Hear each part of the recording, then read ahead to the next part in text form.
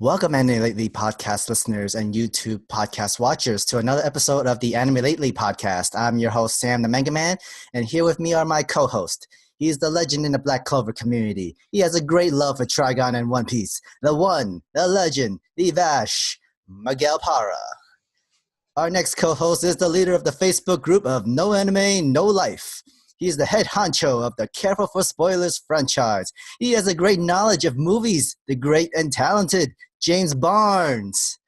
And finally, our special guest is an anime and manga fan that makes videos on them. He is a huge JoJo Bizarre Adventure fan, and you may recognize him for YouTube, Twitter, and Twitch. ProZypher, our good friend Zypher. So guys, how you guys doing? That's the first thing we always go starts. How's I'm everybody? very good. I'm very good. I'm very excited to have our first guest, and plus who's a good friend of ours on the Twitter community, and plus on the YouTube side. So very excited to have him. So that's a plus. Yeah, I appreciate you guys having me. This is actually probably like I've been on other podcasts and stuff like that, but I think this is like the first time I was like invited by the group themselves instead of me inviting myself. Like, hey, can I come on? And then to me, I'm like, yeah, I'm down. Like, cause I'm whenever someone invites me, whether it be like whatever, as long as like I got time, I'm more than happy to come on to anything. Dope. James? Yeah, been good, man. Always happy to be on the podcast, ready to talk about some anime. All right, guys. First, we're gonna have some interview questions for our guests, ProZypher. So first, I gave a little explanation, but I want to ask you personally. Give us a little bit more information about yourself. Well, I was born and raised in Canada. I am currently 21 years old, and looking at the calendar, I turned 22 in like literally, like what, 30 hours? Yeah, somewhere around there. So like May 23rd, like a day and a half from recording this. I'm excited for that. 21. I think I perfectly turned 21 when I started going to Anime Expo last year. Drinking age. So it was the perfect time to start partying around then. I love traveling. It's surprisingly I didn't really know that I love traveling until I turned 18, and like opportunities just came for me. Like since then, in the last 3 years, I've gone to like Caribbean cruises, been to Dubai, I've been to England before, been to many states, Disney World, and I plan to go to Anime Expo this year, and the next year is the big one. I want to go to Japan next year. So I've learned in the last 3 years I love traveling a lot. It's probably like my newest like thing to do, but it's quite expensive. So probably like once or twice a year you could go. That sounds fantastic. That sounds really fun, actually. All right, first things first. So we have to really ask you about this one. What got you interested in anime and manga? So it's a little funny story. So around 2013, I believe, summer 2013. At this point, I was only a gamer. I was about 15, 16 years old. But, being that age and sometimes your parents just not having like the money to always buy you video games. And I was just losing my mind playing the same game. At that time, I think I was just playing a Call of Duty game. And I was just so bored of it because I was playing it for like a year. And I'm like, dude, I was talking to my friend. He's like, I'm like, I don't know what to do. And he's like, you should check out Naruto. I'm like, what the hell is Naruto? And then, but I'm just like, sure, why not? I'm bored as hell. So I'm like, let's check out Naruto. And then I started watching episode 1. I'm like, this shit is fire.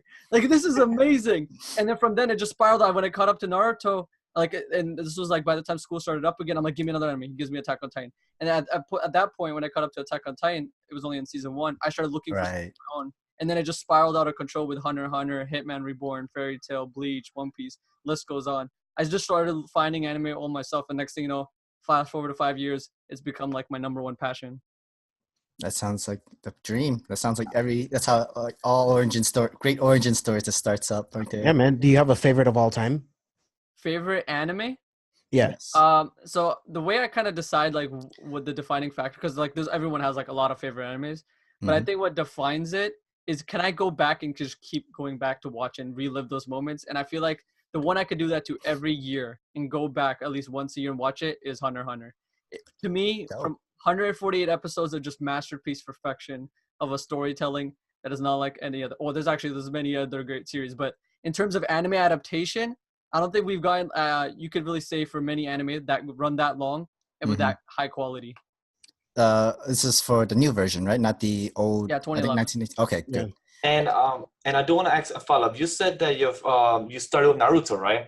And I've known you a while, and I've seen your Twitter. I know that you have a passion of hatred to the last arc of Naruto. So I want to dive into that real quick to know what is it that really grabbed your gears of why you hated that last arc in the way it ended? Was it because of the last fight, the last opponent? What is it? I just want to know, like, why did you go from loving the first show that you get introduced to ending the last arc you hated? So I want to know more about that. So as time goes by, I think people started noticing, and there's like one thing that is very important for me, and in terms of storytelling, is conclusions matter to me a lot. The journey is great, everything in between, the start is amazing, but it's like everything that comes after is like it ties everything that's been built up, right? Mm-hmm. So conclusions are very important. I think a good example of it is Game of Thrones. Oh yeah, completely butchered season 8, and I like despise looking at Game of Thrones as much as I loved it.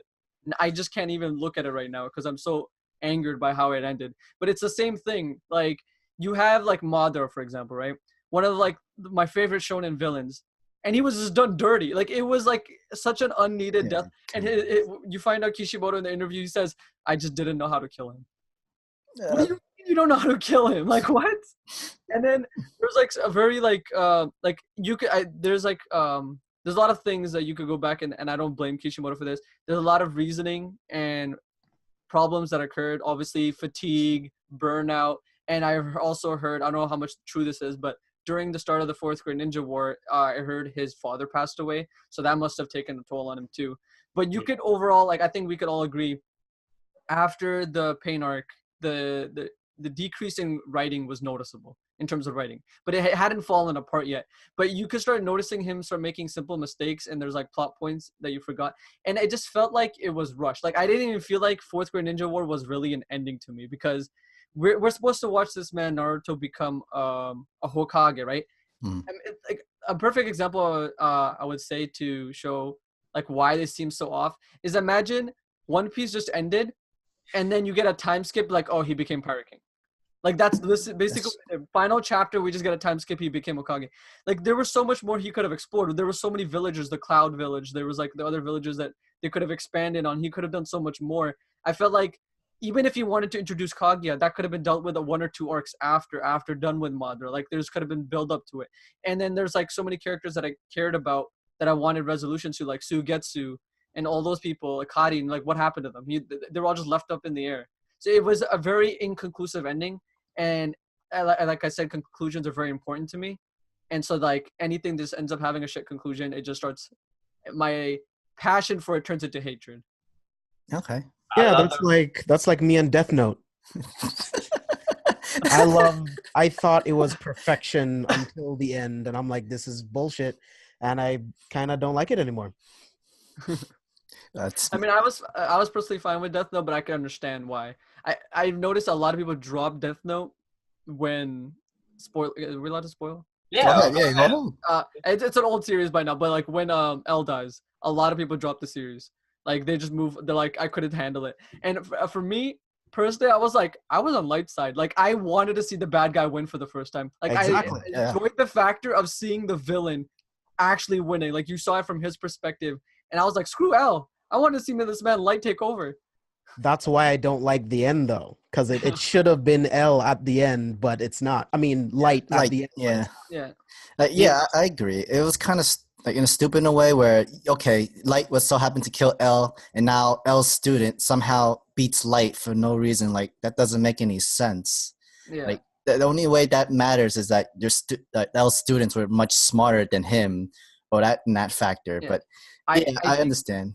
I think the only reason they had to do this is, especially, you know how Japan, you gotta kind of like push like the kids and the teenagers that in the right direction. So I think ending it off as the bad guy winning kind of wouldn't be like a good thing to leave it as a manga, as fiction. It should have been that way, but I think they think that it could influence someone too much in real life. But he killed so many people, though. That's true. And it's not even like it's not like so it's many people. Like, he did it for like he killed like terrorists and dictators and all those bad people and reason. But it could kind of give them the idea, the false perception of like, hey, maybe I could get away with this. You know, like there's some way to get away with. I think they had to kind of give the bad guy a sad ending. Me, I wouldn't know because I dropped the series 4 times on episode 2 or 3. Trust me, I tried to watch it many times. People have convinced me. My ex convinced me. never try to watch it. I tried and I gave it like, this is the worst series. I give this like a 2, I think. Damn. Death Note. Yeah, That's crazy. At least watch at least watch the first half. That's the only half you need to watch. Like I'll do it one day, one of these days, probably in a couple of years. I actually recommend the dub. The dub is really good. that Like, actually did a good agreed. job. I There's think, very few I, dubs think that are I, good. I don't know which one I watched, Super Dub, but I forgot which one I watched. But I watched it back in Netflix when it was years ago. When it Or was if it's on Netflix, it's probably the dub. probably most likely. But it was a great. I tried it. But I do want to go back to Naruto. What you speak about it, you speak facts.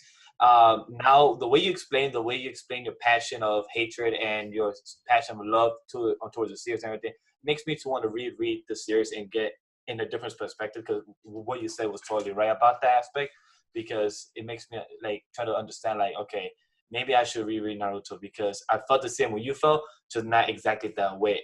Yeah. And then it kind of made me realize that like maybe I should give it a reread. Yeah, because I don't people like mix it up. Like I don't hate it to hate it. Like I never blindly hate something. I hate it because of how much I loved it and what happened to it. That's Mhm. the difference. Yeah, that's good. That's true for almost anything. You have so much love and passion for something, only for it to have it like a horrible end, And to fall yeah. apart.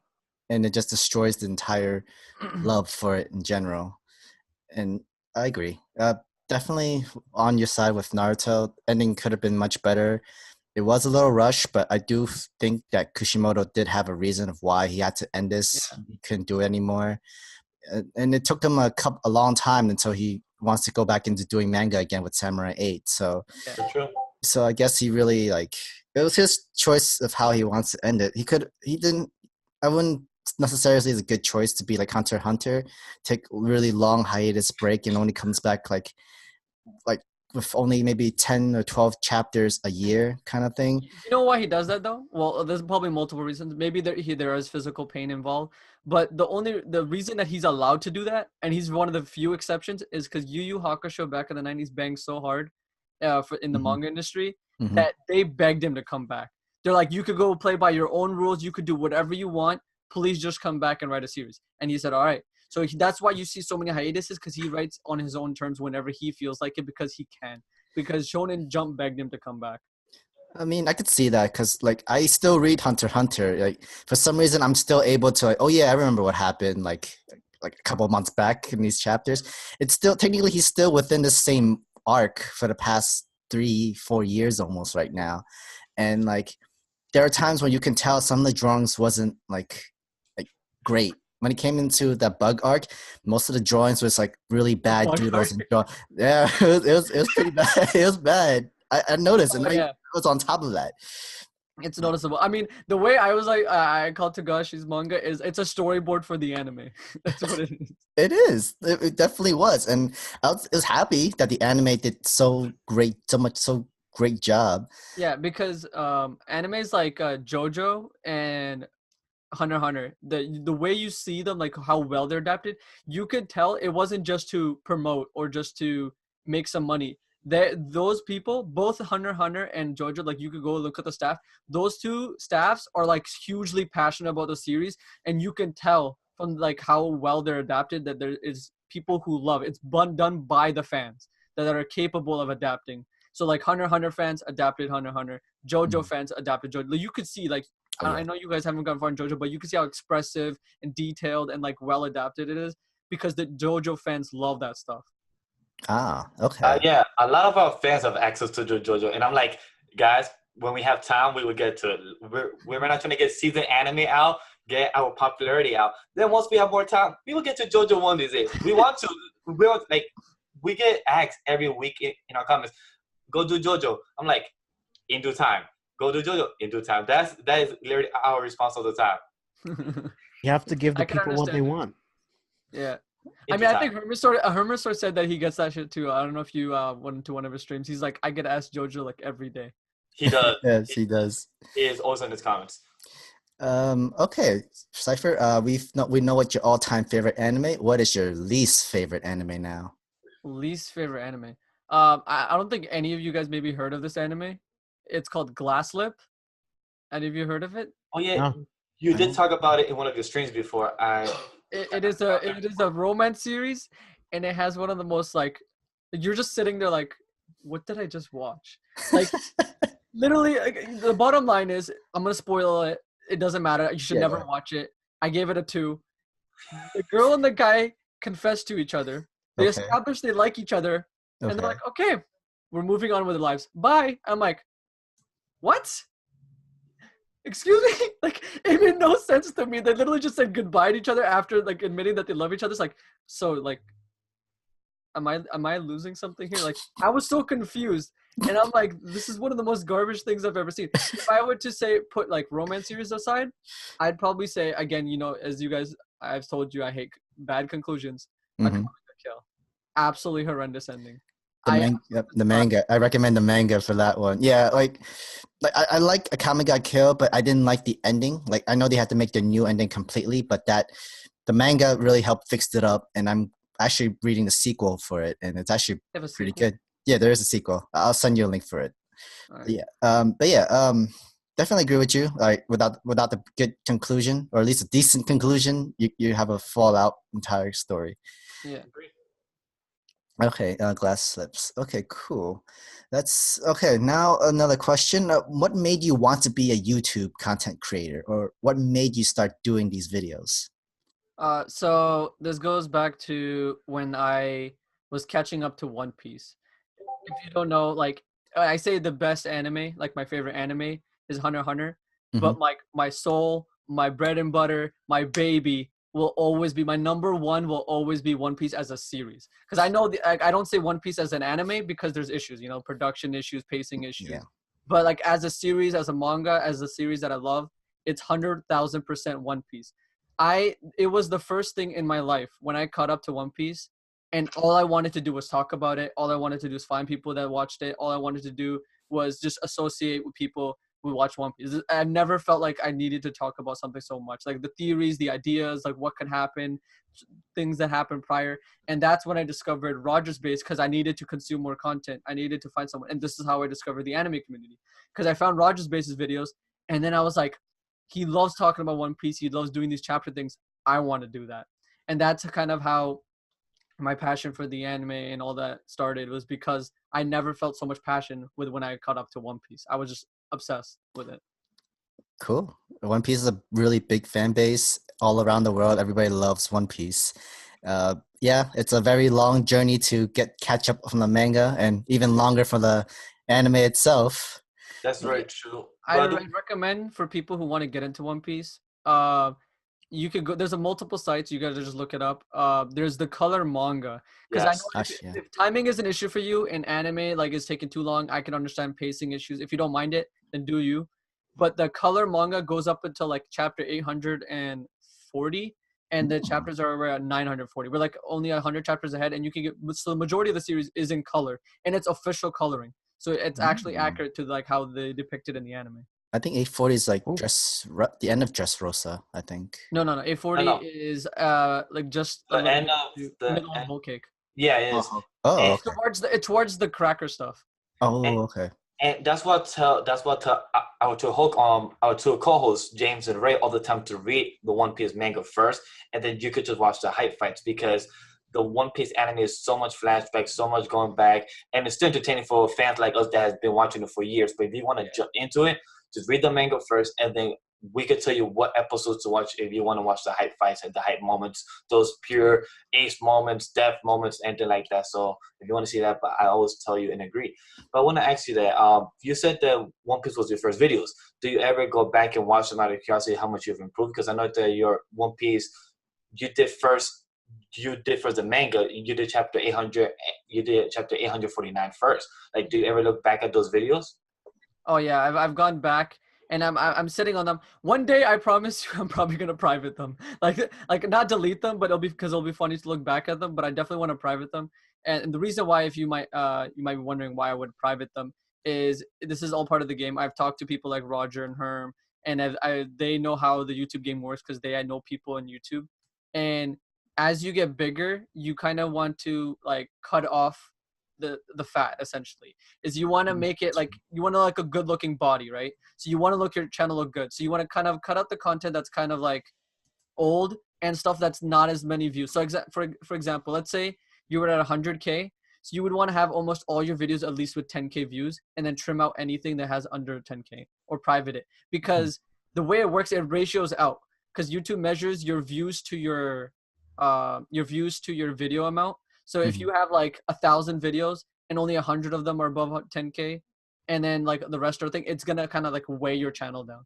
Whereas once you trim that fat, it weighs it up because you have less videos but with higher views.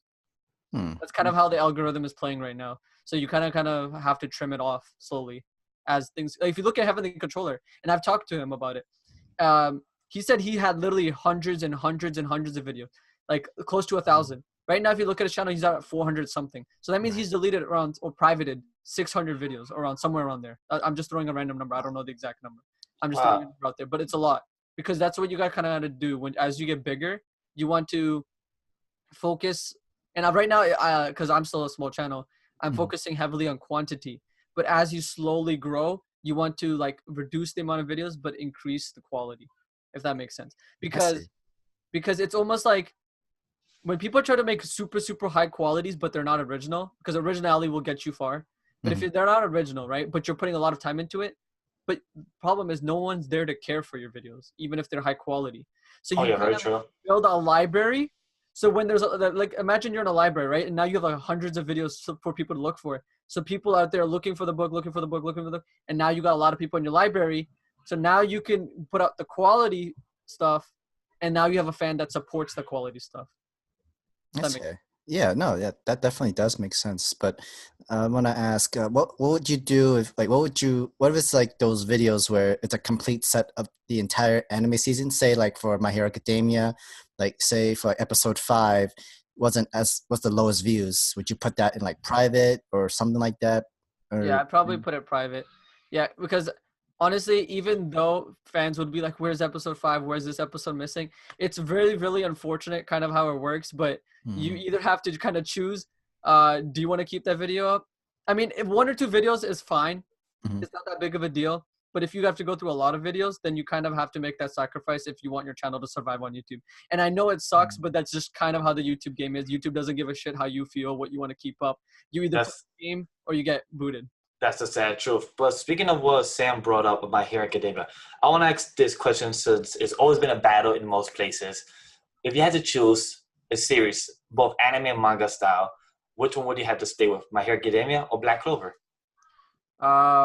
Anime, My Hero, manga, Black Clover.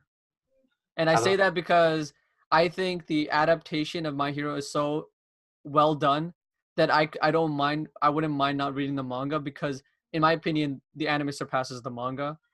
Whereas we can't say that for, let's be honest, we can't say that for Black Clover. Like Black Clover anime, when I watched that, I was like, I'm not giving the series a chance. But when my friends who kept pushing me to read the manga, when I finally did, I'm like, okay, this is quite an enjoyable series. But like, it's Studio Period that kind of like doesn't do it justice to the manga. Yeah. Okay. One last question for personal questions. What is your favorite thing about being an any YouTuber? My favorite thing, and I didn't know it would be until I joined the community, is genuinely like surrounding myself with the people that have the same passion as me. It's like I love talking to people about what I love. So, and that's why Anime Expo is like literally my favorite event of the year, is because you're going to an event with your passion surrounded by people with the same passion, if that makes sense. So it's like the social aspect of it, of just like having like it's like reading the new One Piece chapter and you're getting that immediate satisfaction of people feeling the same feeling as you. And that's why I think reactions do well, because people want to like witness that same feeling that they got when they read the manga or watched the series. And I think that social aspect of what the community is becoming is what makes us, want to do anime YouTubers, because we're passionate about it. We want to talk about it with others. Okay, great answer. Okay, I do want to ask one more question, Sam, before we go in transition. That I want to ask, what's your biggest goal? Like, not speaking like 5-10 years, but what do you see yourself in by 2020, by the end of the year 2020? What do you see yourself with yourself as a YouTube channel and yourself as ProZypher? But also, I know that you also hold the brand that you also control, AniAvenue, right? That's how you pronounce it? AniAvenue. So, like, what's your goal, those? Because I know that you like have goals most likely, but you don't talk about it to other people, but I want to know if you want to say them out loud. Yeah, that's fine. So it's a very, very ambitious goal. So if I wanted to go into highly detailed, there's a lot of things I want to do, right? And I don't mind getting into it. So I have a really good friend. You might not know him. His name is Habit. He does more of the background stuff. He does most of the articles. He does a lot of the work in setting up the website and stuff like that. And we're working on a lot of other things. But my biggest goal, and I don't think this is a 2020 goal. This is actually, you don't mind me, like you said, I don't have to do 5 or 10 years, but I actually kind of have one. And it is, and I don't know how long this would take, but my dream goal is to get me and a group of my friends move into a house and make like an AniTuber house, like where we make vlogs, skits, prank videos, all that stuff, anime centric, right? Or like, dress up as anime characters and make a skit or something like that. So, and we already have kind of like, it's something that we really want to do, but it's kind of like a thing where obviously money, sponsors are needed. So we're all working on our personal channels, working on each other's growth. And when we get to a decent size, we all want to get a house together and move into that and go from there. Another one is our clothing line, not the merch stuff, like not this like YouTuber merch shit, like not like go on Teespring and get like a logo. No, none of that. Like genuine clothing line. Like when we say like I'm trying to think of an example.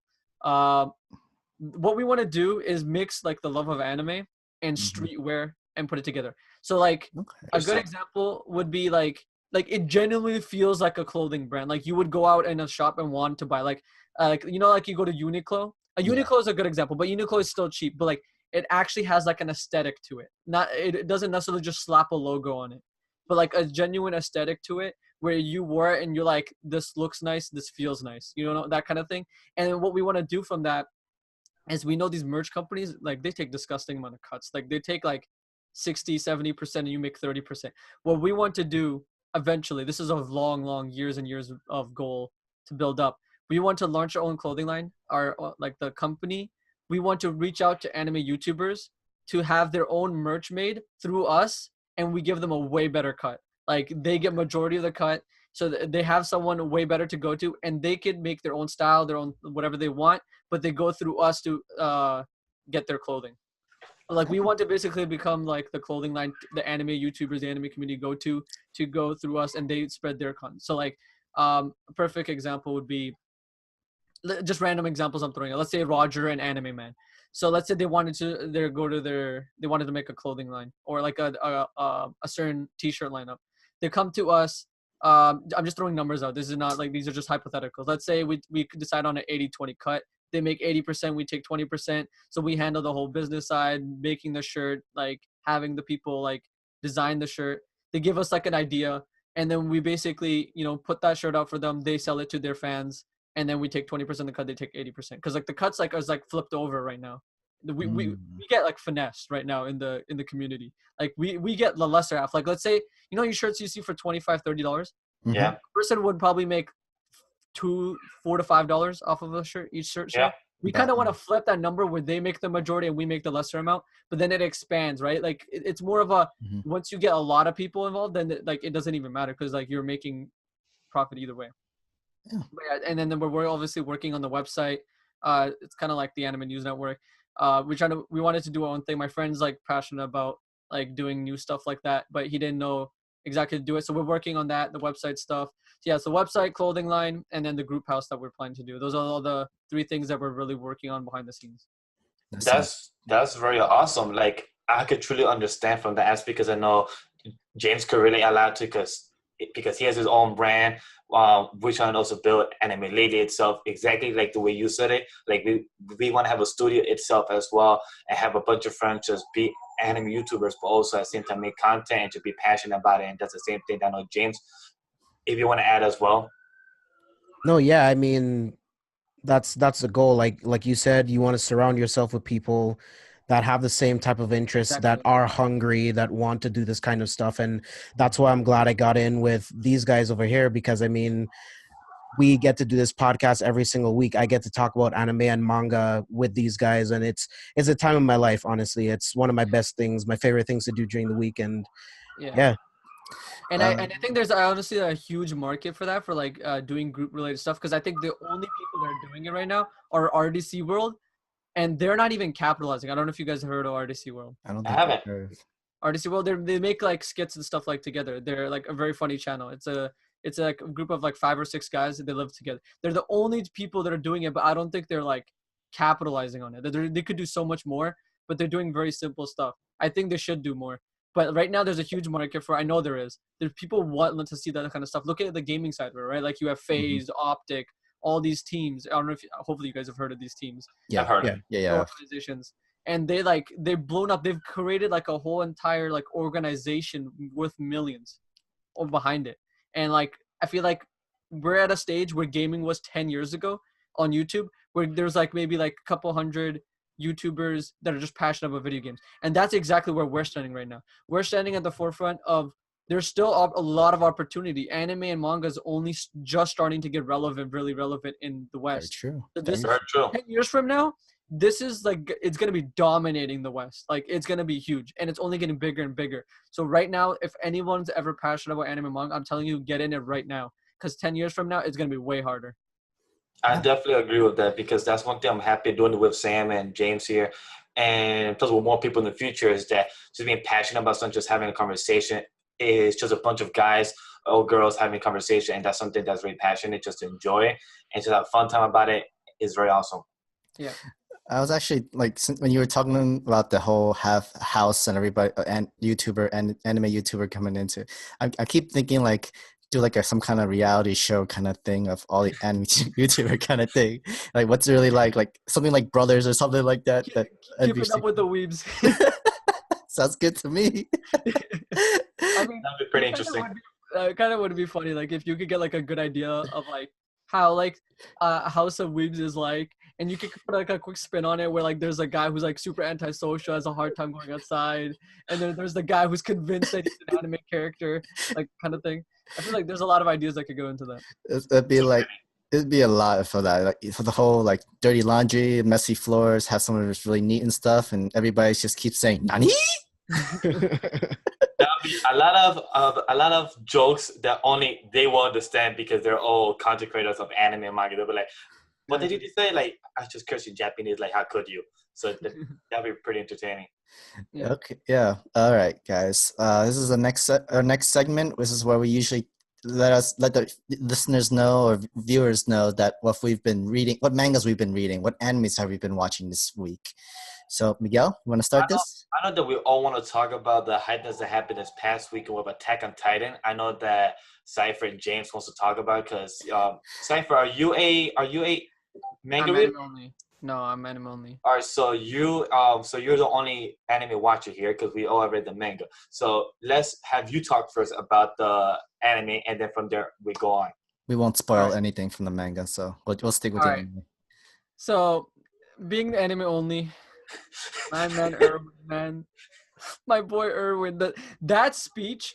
If you see my video, if you watched it at all, it was so emotional, because it was like pumping me up. Like it literally was pumping me, but at the same time I was getting emotional. I was like, this man Erwin, like he's literally telling them that they have to run and just die, but it's for the greater of mankind. And the voice actor killed it. I'm sure like the manga was great too, but the voice actor who gave that speech, amazing. Like that was like some amazing voice acting there. The only a few times, well, there's a lot of times, but like one I could relate to is I think you, Miguel, actually responded to. This was like a tweet from January, and it was when Luffy versus Rob Lucci, and when Usopp tells him to get up, and he just starts screaming, "Of course I will." That was a very like that voice acting was amazing there too. Great. So like this episode, in my opinion, is probably the best episode in the series so far, and I heard it only gets better and better. Because everything is the Return to Shigashin arc is a very pivotal moment, and I'm probably gonna have to read the manga after the season, because I heard that what's dropping this anime. So I'm not gonna. Trust me, we are all just nodding our head saying yes, because we can't really say much of what happens. But we highly suggest after the anime ends this season, read chapter 73. I think is where it starts. I think 72, 73. From there on, read up to chapter 84, I think is where those 10, 11 chapters we got to read. Why is that the Shiganshina arc? Yeah. No, that's more. That's mostly of what happens. That's mostly what happens during the anime, and then after you can recut. That's what happens of the time skip. Okay, all right. James? James, tell us your hype because you're the one that told us what happened Sunday since we're the ones that record Monday. So he was the one that was post-traumatic stress after that. If you want, I could take off my headset and then. No spoilers. No spoilers. We're not spoiling anything. No, I'm not gonna spoil anything. I'm a huge fan of Attack on Titan, as you guys know. Like Attack on Titan revitalized my love for anime when I took a break from it. And as soon as I saw the first season on Netflix, I immediately grabbed every volume of the manga that I could pick up. I've been reading it ever since. Like this arc of Attack on Titan, the episodes that you're seeing now, like you already said, like everyone else is saying, it only gets better episode by episode. And by the end of this season, it's going to be insane. And I highly recommend picking up the manga and reading what happens after this, because again, it only gets crazier and crazier. You only learn more about this world and what it all really means. So I highly recommend. One thing that I do want to say that if you thought my dude Aaron was a little crybaby, post time skip he could make Mara look like a little bitch. That's how I was saying. Yeah, I heard he has a huge character change. A lot of people compare him to like how Kaneki and Hayase from Tokyo Ghoul. Yeah. Very similar. Like it's almost like they've become two different people. Oh yeah, he becomes a whole different person. He becomes like when I say he makes Mara like a little bitch, I mean it sincerely. Like it's just that bad. I'm like, who the hell is this kid? Like, what the hell happened to him? Long hair and thing. Like what? Okay. I think literally today I just saw a tweet from All Day Anime. If you guys know him, shout out to him. Mm-hmm. He says, "I can firmly say after chapter 100, I finally like Eren now." Oh, chapter 100. I don't blame you. I don't blame. Chapter 100 really made me just drop my jaw. I literally took a walk my dog for 20 minutes just staring at the sky like, what the hell did I just read? See, I have to give a shout out to this series, and I highly recommend it one day to eventually get into it. It's a very long series, but like how you said, like how you were just like shook by what you were reading is Kingdom. Kingdom is such a phenomenal, and I hate to say this, but if you know your Chinese history, you're gonna spoil yourself. Hopefully, you don't know a lot about Chinese history. If you're about it, then that's good, because it takes a lot of what happened in Chinese history and puts its own spin on it. But it kind of tries to follow the timeline.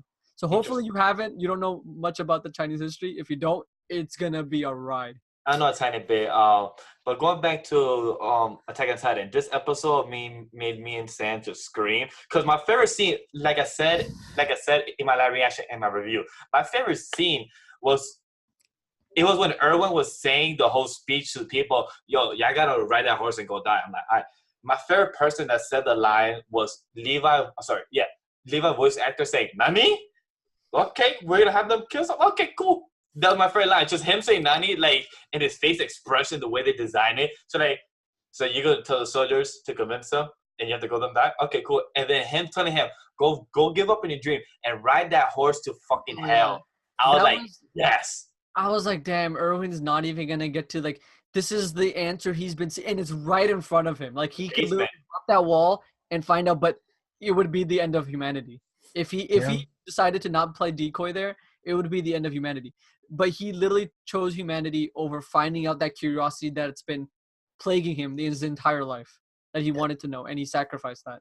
I mean, it wasn't just his dreams. He also so many other soldiers that he lead that died under his command and stuff like that. That's why we saw the ghosts and everybody. Oh, God. I was like, eventually it's going to have to stop once you die. Like, once you yourself, you die, technically the dream lives, but you won't be able to see the end, which really sucks. But yeah, that shock was insane. Got you hype, but also really sad. Something that this is the difference between from the anime and the manga. Because with the manga, you'd be like, oh damn, and then once you're reading once you're watching the anime, you're like, you did not expect.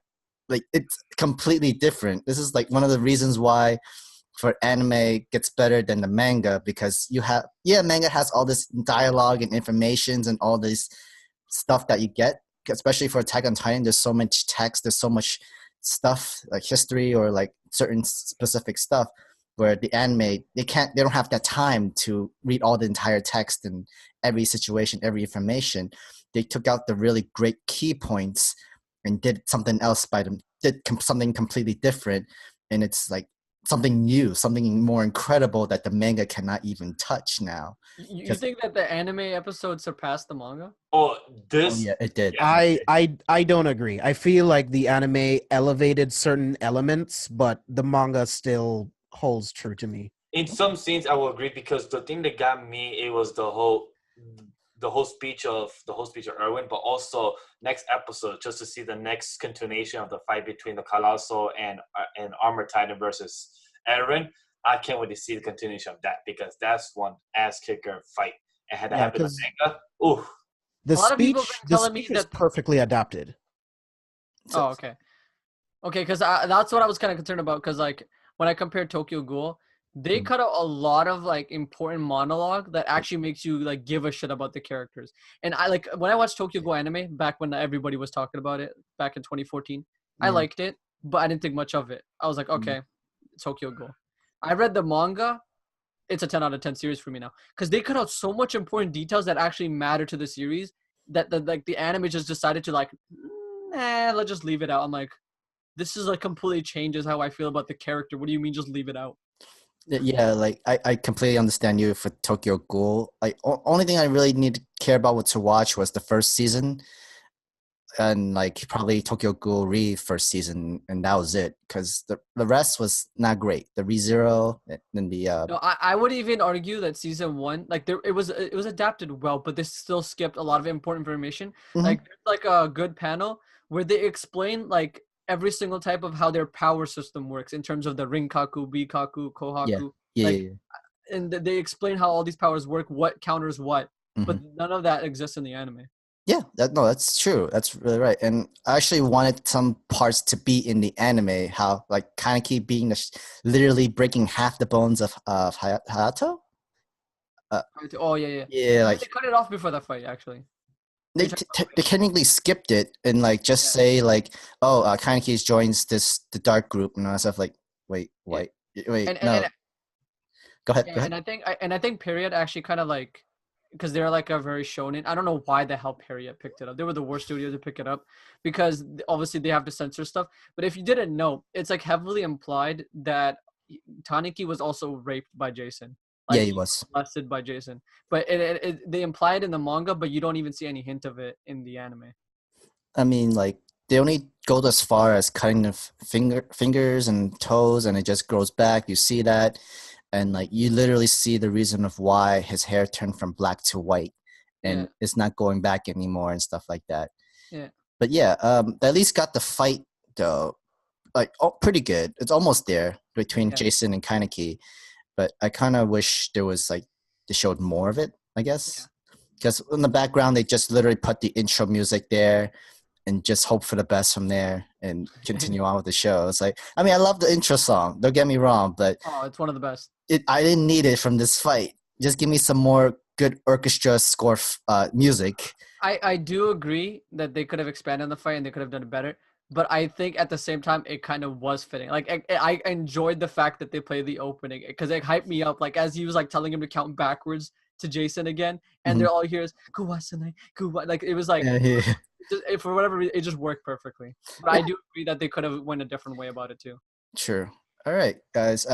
Other than Attack on Titan, what else have you been watching or reading? Demon Slayer. I know everyone wants to talk about that because I did not see that ending happen in Demon Slayer. Well, wait, Zypher, do you read the Demon Slayer manga or? No, I'm anime only for that too. Okay. That's fine. Don't worry. None of us here are manga readers. We're all anime watchers. So that whole ending threw me off. It got me speechless. For sure. I was like, wait, this is one of those things where like this is like the big bad like endgame villain introduction, and like your protagonist can't do shit, and it just puts it in perspective. Like Tanjiro's got a long way to go. Like this man's got him like he had it like played out completely perfectly. Like I got a family, so you're already sympathizing with me. You ain't gonna do shit right here. I'm gonna turn this person a demon, but if you attack me, people are gonna be confused as to why you're attacking me. Like he completely like caught him off guard, and there was nothing Tanjiro could do about it. He was helpless. Yeah, absolutely. No, I couldn't say it any better. Like that's exactly what I thought. It was the perfect introduction to the overall villain that we're gonna see, and obviously the demon that killed his entire family. So yeah, like you said, this is the moment where he realizes he has a long way to go before he's even on this person's level mentally and physically as far as strength. So And I can't wait to see where it goes. Yeah, I'm actually looking forward to like how Tanjiro's character progresses, because there's gonna be times where sympathy ain't gonna get you anywhere. Like you're not gonna be able to sympathize with everyone and empathize with everyone. There's some people out there that just don't give a shit, and Tanjiro's kind of need to understand that there's some people that are not worth giving that time of day. And shout out to Ramen-chan. You did not deserve to go out like that. Thank you. The whole ramen, like he literally just ordered that ramen and literally it just fell to the floor once he smelled the blood. I'm like, yo, you literally just left that food on the floor. Like, my God, like I'm hungry too, just watching it. I'm like, I damn. can't tell what was worse, Ramen-chan or Irwin. I can't pick. No, guys, what's worse? He left the sister there the whole time too. Oh yeah, I was like, hello? Like, I'm like, your sister back there. You just literally about to She go. can take care of herself. You're sleeping, still recovering. So I'm like, my dude, your sister. Like, I get it, she's a vampire, you know. Look, which I hate. No. Sorry. Like I told Sam during the review, I'm gonna call them what they are to me, vampires. It got me so tight that I kept calling them demons, and then fixing myself. Vampire, like, no, fuck this. You know what? I'm gonna call it vampire for the rest of the season because I'm tired. Vampires don't eat flesh; they just drink blood. Demons eat the flesh. I think it's the whole turning thing. Like, I turn humans into demons so easily, more like vampires turning vampires. yeah. They look like vampires to me, act like vampires to me. They just have the name demon. I'm like, you know what? I give up. I'm gonna just. I mean, like I I heard said, Jaiba they fans eat get flesh. triggered. I heard the Jaiba fans get triggered if you call it vampires. Like they don't like it when you call it vampire. Well, no wonder we have like we have like 5 dislikes in our videos then, because that's probably why. Because I called them vampires like 4 or 5 times when I said it, so no wonder it makes sense now. But what kind of vampires like somehow grow arms for ears though? That was like back in episode 2 or 3.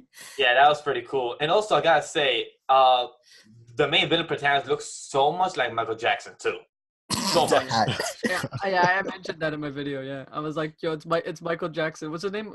Muzan? Yeah, Muzan. Yeah, Muzan Nevozoko, something like that. I was like, this dude looks like so much like Michael Jackson, like with the white hat and everything, just smiling. In an alternate universe, I wanted him to like turn around and then just start breaking into dance and start moonwalking. Or maybe like the moment that he's like, okay, see you next time. Hee hee. That's what that had to happen. So that was pretty entertaining episode. Can't wait for next week to know what the hell is the next Alkalake. He's gonna kill this guy that just got so innocent, and then the wife is getting eaten. Like he has to kill both of them. So I'm like, what's he gonna do? I think what's gonna happen is chaos is gonna ensue between all the people that are there, and Muzan's gonna escape quietly, and Tanjiro is gonna be left behind, and he won't be able to. He's basically end up killing the demon. When he tries to look for Muzan, Muzan's already gone, and then he's gonna head back to Nezuko. Yeah, I see that happening for sure, because this is a great way for the protagonist to see the big bad villain, his main villain, just to see like, all right, so he's like this strong, or like this kind of powerful and this kind of smart level. I need to at least be up to that level, or at least beyond that, in order for me to be able to match with him, or at least be able to outsmart him, where he reveals himself as the demon in front of many people in his family and stuff like that. I think this is the segue, and this is by my assumption. I think we're gonna start meeting like the main cast of the series. Like we saw them a little bit. I think Zenitsu's what the blonde guy's name. We saw the girl and the guy. I think those are gonna be like the main characters. And I think once he heads back to like, I guess the Demon Corp like headquarters or whatever they call it, I think that's when we're gonna start meeting the main cast. I do want to see one guy that keeps attracting my attention. The whole guy is with the boar face. I want to see who the hell this character is. His name is Inosuke. I believe his name is. Also, like I forgot the name. So that's the character I want to see, because that's so interesting.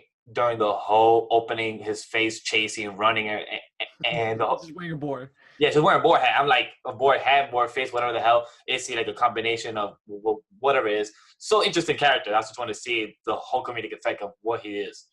Yeah. I'm just waiting for the guy that looked like Bakugo, but with so many scars on his face, and he's acting like a villain. That's what I thought. Like it almost sounds like the same voice actor too. It is the same voice actor. No wonder. Makes sense.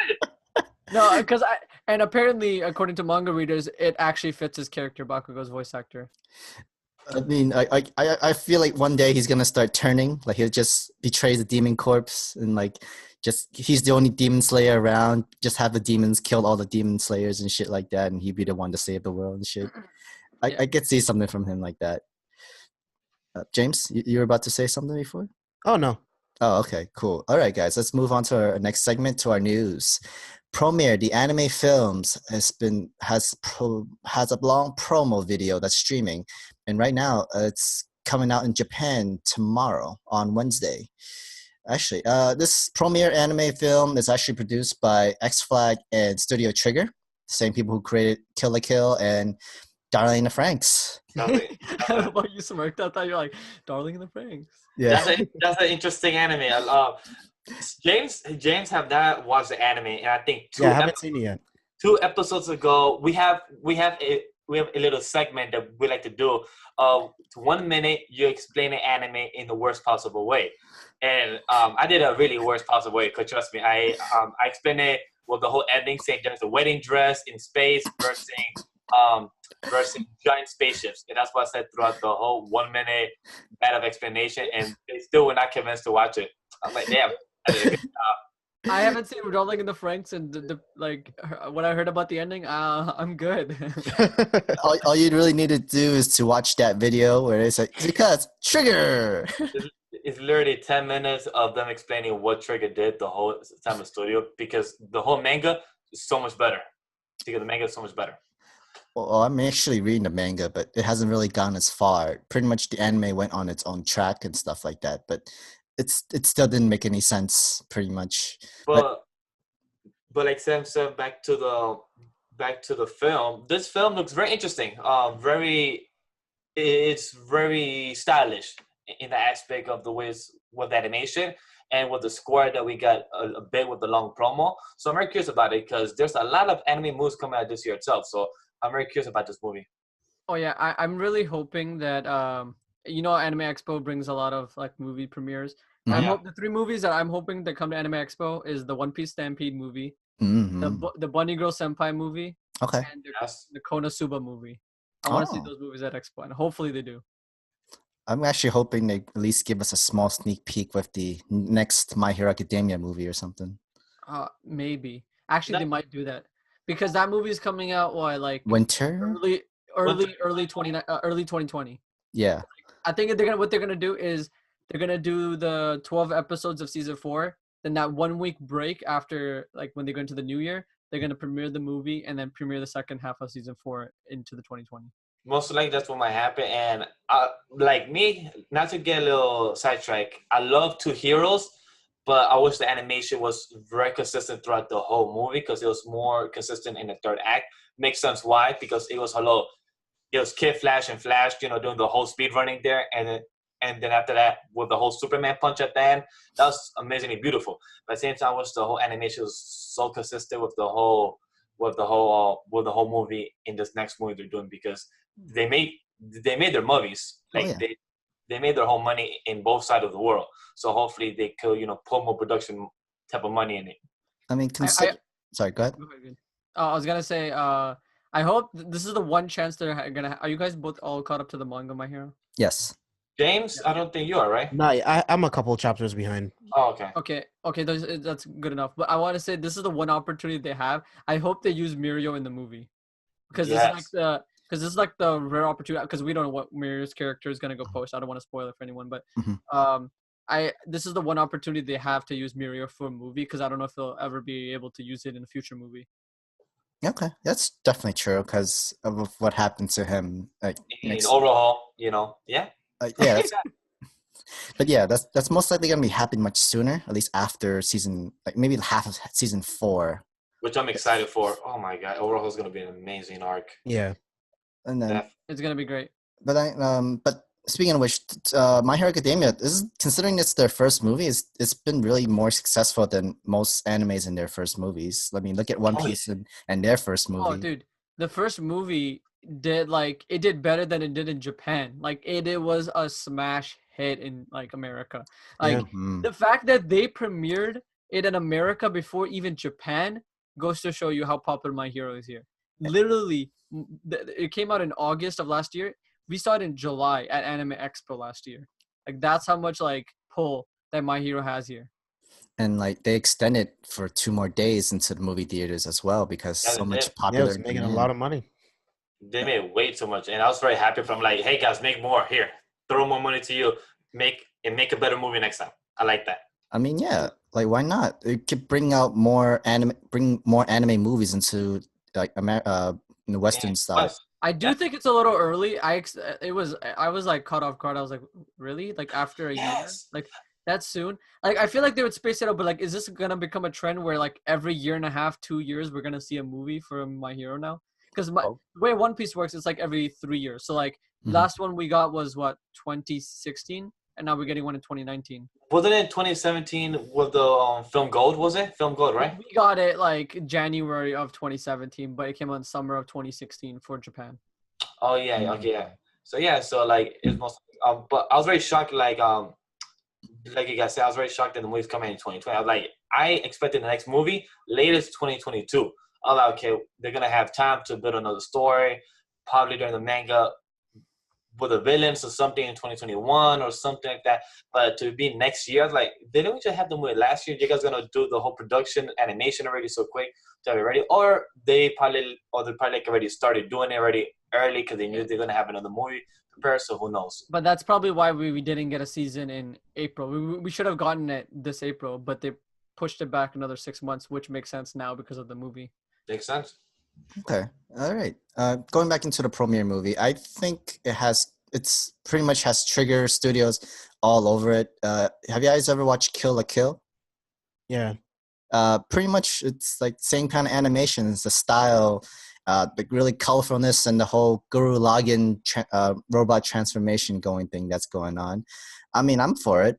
I mean, the guy looks like Kamina from Guru Login, so I'm gonna watch the movie just because of that.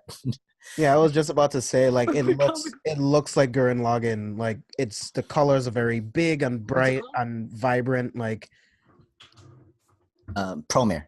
It's called Promare. Promare.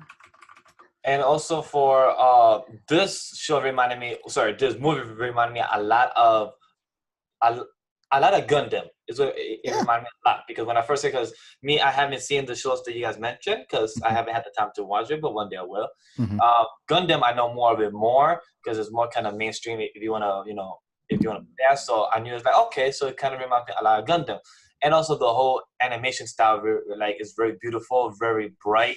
So like okay, cool, you caught my interest. I mean, I see also a little bit of the Darren the Franks as well because I actually see the spear from 02. Oh yeah, I saw Yeah. that. I'm like Trigger. So I guess you just copy one of your old shows, animation, just transfer. Cool. If you want to talk about copy, we could talk about Hiro Mashima in the Eden Zero. Oh, That that's is true. literally a copy and paste. Like I'm- he just changed the hairstyle. He's like, all right, we're good. yeah. But it's like if that's what you think is gonna convince us to read it, you're absolutely right. We're gonna read this. But it's much better than Fairy Tail to me, so I just want to say that. Eden Zero is better than Fairy Tail to me because we're up to chapter 44, and I'm enjoying Eden Zero a lot more I mean, than Fairy Tail, the original series. it's not very hard to do in the first place. Like I think Mashima literally admitted that he was writing Fairy Tail week to week. He didn't even know what he was gonna do. Yeah, I mean, The same. answer is friendship. Like James said, that's what. I mean, like same situation of the problem you have with Naruto. It's just Fairy Tail ending kind of ruined it more for us. Like throughout Fairy Tail, it was great until that last arc destroyed it, ruined it. Oh, yeah, that last arc destroyed it to the max. So they forced Great Ninja Warrior. Yeah, basically. But then at least like he learned, at least Hiro Mashima learned to get back up 1 month afterwards, and he continues with Apparently. writing a new story with 100 Year Quest, and we are loving that way more than the original series right now. Really, 100 year? You think 100 Year Quest is better? Yeah, Oh, yeah. 100 Year Quest is way better. Because there are things that they've answered. Yeah, it's because it's not written by Mashima. Yep, correct. It's Most not. likely it's that. So yeah, it's way better. God Dragons, everything story, the whole Natsu, not to get in a whole tangent, but 10 times better. That's for me. 10 times better. Because it's finally, I can't do it on my own. I need my friends. Power of friendship, finally simplified and like out there. More of the also like the main character relationship thing. Like you wanted love development to really go through, but you don't get that in regular fairy tale. I kind of started falling off the whole I still love the shonen that once in a while come out, and I've been keeping up with Shonen Jump series like Doctor Stone and Spy Family. It's not Shonen Jump. That's like a manga plus one.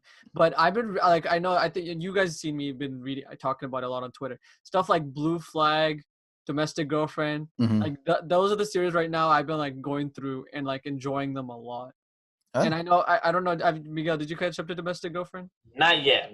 That's the plan. I've just been trying to. I've been thinking about doing it probably on stream just to cry and see how people see my feelings. Yeah, because I know that Sam and you love to talk about Domestic Girlfriends. James haven't watched it, but I've been telling him to read it instead of watching because the anime adaptation Don't watch it. is trash as hell. Don't watch it. Do not do it. Don't hurt yourself. You don't need that kind of pain. You don't need that type literally of. cut out like whole arcs from like the beginning arcs. I'm like, It's really bad. The whole animation of Domestic Girlfriend is trash. I told James, do not watch it. Read it instead, because Sam always talks about it, of how great it is. So I love that. I mean, I was more interested from Love is War from last season, and honestly, it didn't disappoint. Love is War was great, but then it cracked me up like a lot. Like there's and they sometimes I kind of break the fourth wall too with the whole stuff with the Twitter, what they did, where like Kaguya like wanted to tweet out about something about Shirogane, and she just couldn't bring herself to do it. Like it's those little tiny things, or like where I forget the blue hair guy's name, the guy who looks like he's emo. What's his name? Ishina or something like that. Something like that. You know what I'm talking about. Yeah. There was this part where like he's walking now and he's all confident. And it's like, this is the look of someone who's about to go home, not study at all, and just play video games. I'm like, I feel attacked right now. But then you don't have like a vice president helping you study and all that stuff. And literally having cops and his own agent coming chase you every time you escape.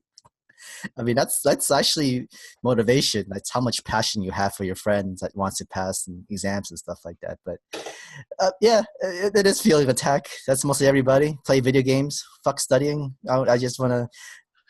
I just C gets degrees, that sort of way. Yep. That's very true. All right, guys. Let's move on to our next news. Pokemon Detective Pikachu sequel is in development at Legendary. Honestly, I'm kidding. we saw that coming. No, because the movie itself did pretty well. It did great, honestly. And it's a really good movie. I love it. Zypher, did you watch the film? I know nothing about Pokemon. Never played any Pokemon. I maybe came across episodes as a kid, but that's about it. Then this is a movie for you, actually, because this is a movie for you. Like James has said it that. During our review, for any fan, if you're not a Pokemon fan, this movie could just make you a Pokemon fan because it's for you.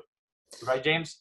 Yeah, you don't need to know anything about Pokemon to get into the movie. They pretty much tell you everything you need to know, and you can just enjoy it for what it is.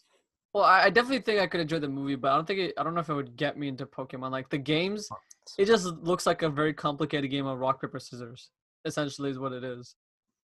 At least that's even how Pokemon's like to describe it. It's like it's a complex game of rock, paper, scissors, where instead of the rock, paper, scissors, you have fire, water, lightning, all that stuff to basically counter each other.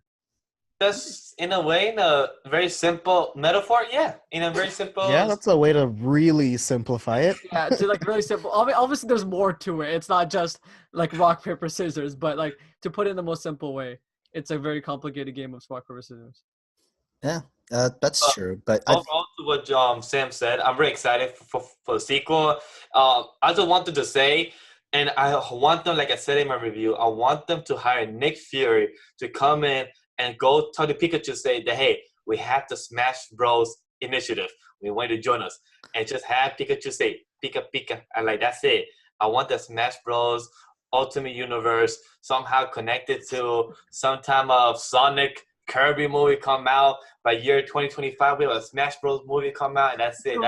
So we have like Sonic, Pikachu, and then we start getting like Fire Emblem characters get their movies, and then you get like the Smash Bros. Initiative. That's what I want. And they have to hire Nick Fury. That's the person that has to do it. And that would be such a breaking fourth wall element for Marvel fans and for Nintendo fans just to enjoy that. That's what I want. And if it happens, guys, you heard it here first from me. That would never happen, but it would be really meta. I mean, if you need a reason just to watch the Sonic movie, go right ahead. But hey, that Sonic movie is gonna look trash, and I know James is gonna do his awesome rant about that film because of that. That's gonna be interesting. What's actually surprising is like as time goes by, the movie's actually starting to look better and better. Because I don't know if you guys seen the animators for the movie have been actually like making Sonic actually start looking like Sonic. Yeah, like, they did. Slowly start to work on him. So like I don't know how much the movie itself is gonna be good, but at the very least they're actively still trying to improve the movie and appeal to the audience of like actually giving a faithful Sonic movie. Respect to them because most studios won't do that, and for them to just say, hey, "Okay, you're not fans. You're right. We're gonna change the whole outfit. We're gonna give him gloves. We're gonna make him shorter." You know that. I'm like, yo, respect to the director and to the animators, and may God give you guys like 2 months break after this because I know you guys are working overtime because of what you guys are doing right now. So. I mean, let's be honest. I'm glad that they're doing it, but it's because of money. This Sonic movie is going to cost at least, at minimum, like 80 million minus marketing, right? Like, if they want people to see it, you have to do what the people want to go and see it. That's true. I know what you mean. I think 80 million is like an excessive number, but I know what you were trying to say, like in terms of it's going to be expensive. I think 80 million is way too high. I think that's like very high budget movies. I mean, it's a completely rendered character for the entire movie. I think it's going to be in that ballpark, but we'll see. Okay. I mean, like if they didn't change Sonic, that means they really didn't care about this movie. They know that they were not going to make their money back, and pretty much they were just basing on Jim Carrey making him a fool of himself being Dr. Eggman in this movie. But I mean, people are saying he could carry the movie. I probably think he can, but we probably won't have that entire Dr. Eggman look from him until like probably the end of the movie. He looks really well. Can't wait for Jim Carrey to be as Dr. Eggman, hopefully for 20 minutes, not 2 minutes post-credit like James said, because it's not going to be post-credit scene. It has to be at least 20 minutes. Yeah. All right, guys, next news. Sentai Filmworks is screening Is It Wrong to Pick Up Girls in a Dungeon? Era of the Orion movie on July 23rd. I'm actually really looking forward to this movie because like I like Danmachi. Like Danmachi. Is it canon? Or is it just like a movie for it? It's actually kind of canon. Like, it shows a little bit afterwards of season 1. So is this supposed to be like a segue movie into season 2? Yeah, in a way. Yes. And like season 2 is coming in the summer. Next July. Yeah. And I can't wait for this. James, you still haven't seen it, right? No, not yet. Oh my God, you're missing out. I binged this show twice. I watched it 1 week and then rewatch it again because it's that amazing, and I can't wait to come on July. That's my most anticipated anime of the year because I saw it literally in January. Saw it twice, and I love it. To see what the cliffhanger of him saying who was his grandfather. That's all I love. Yeah, Danmachi, I think, was one of the first shows when I started discovering seasonal anime. And I think it's one of the first animes that I watched week to week. Back in 2015, I believe. It's been a while. Yeah, I think my most anticipated, without a doubt, ReZero Season 2. I'm waiting for that. My baby, 2020. Oh, for me, most anticipated is Dr. Stone. That's my most anticipated. And then after that is Danmachi. Dr. Stone, I read that manga. I was hooked because of the art. And the story, there's no power level, no nothing. It's just pure genius mind of him. Oh my God, I just can't wait to see it. He's all brains. Like, there's no power in him. He has to rely on others for the power side of it. So yeah, I mean, I really hope it kicks off. I don't know how well it will do in the West because, most Western fans are like action tards. Yeah. But hopefully it does well. I mean, speaking of ReZero, there's going to be a movie, it's going to be a movie screening before the second season that's going to come out. I know that's for sure. Because there's posters, and I think there was a trailer for it as well, for ReZero.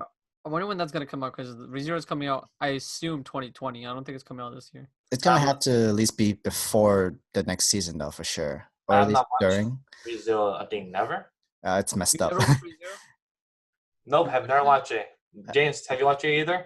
Not yet. I tried to get into it like the first 2 episodes, and I just couldn't get into it.